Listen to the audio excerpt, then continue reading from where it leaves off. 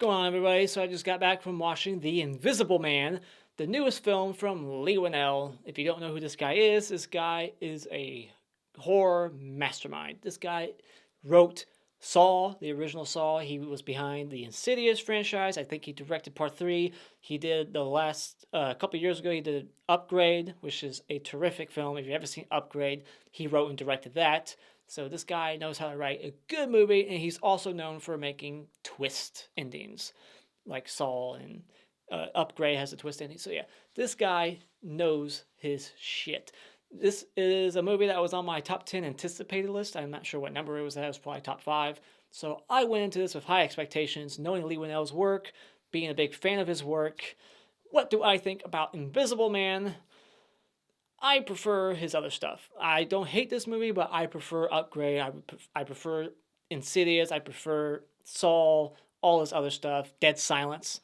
I like all those twists better. I like those movies better. It's not a terrible movie, Invisible Man, but just letting you know my preference right now, I enjoyed all those movies more than this one. So, the story, in case you don't know what it's about an invisible man, invisible suit, technology, whatnot. So, that's the premise. And I will not be going over any spoilers because, like I said, this is a Leigh Whannell film. This is a guy who writes twists. He's famous for that. So I'm not going to go over the twist or anything like that. So you're safe here.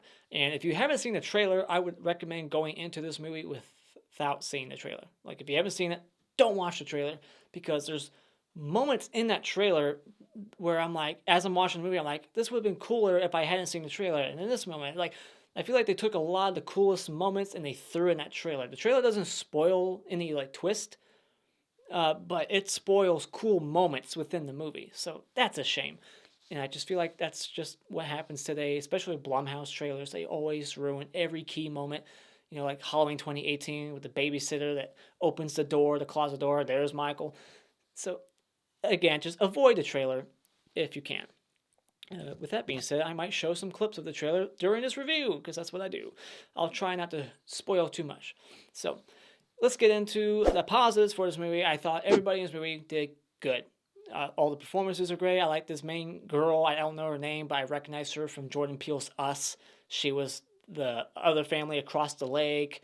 She plays like fuck the police on the, hey Alexa, play or call the police, and it's like fuck the police. Remember that scene?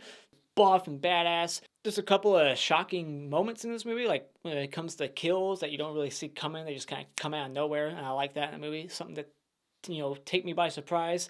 And the mystery of the film, it's very intriguing. It's not like you can guess it right away. At least not for me personally. I didn't like the twists at the end. It kind of like had me jumping back and forth between a couple of scenarios. Like, okay, either this is happening or this is happening. It did a good job of like making me go from one to the other. Like, okay, well then this is happening, or maybe this is happening, or maybe this person's responsible. So it kept me engaged. It kept me interested throughout. So gotta give it credit. Now, as for any negatives for the film, it's a slow burn. It takes its time. It's over 2 hours long, so you gotta know that going in. It's not gonna be fast paced or even a moderate pace. It's slow.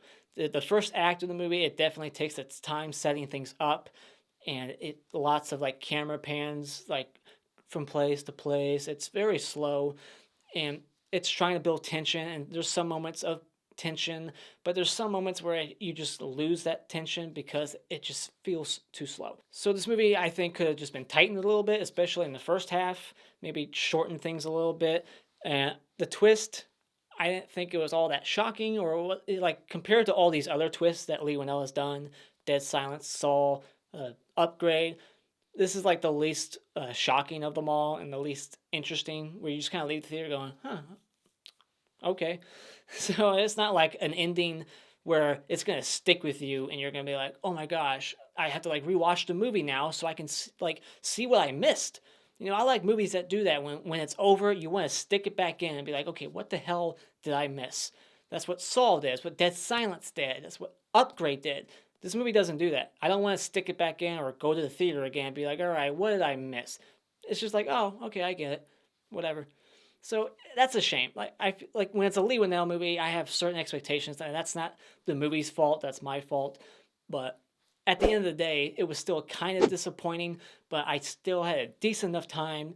I would recommend seeing it maybe like on early bird or a cheap day. It's not a great movie. I wasn't, like I said, the pacing was quite an issue, especially the first half. So that's just my personal opinion. So when it comes to The Invisible Man, maybe just consider renting this one at Redbox. And those are my thoughts on Leigh Whannell's The Invisible Man. What do you think about this movie? Where would you rank it in your Leigh Whannell filmography? Is it your favorite Leigh Whannell film? Is it your least favorite? Mine's probably Upgrade. Like I said, I just love that movie. The look of it too, it's beautiful.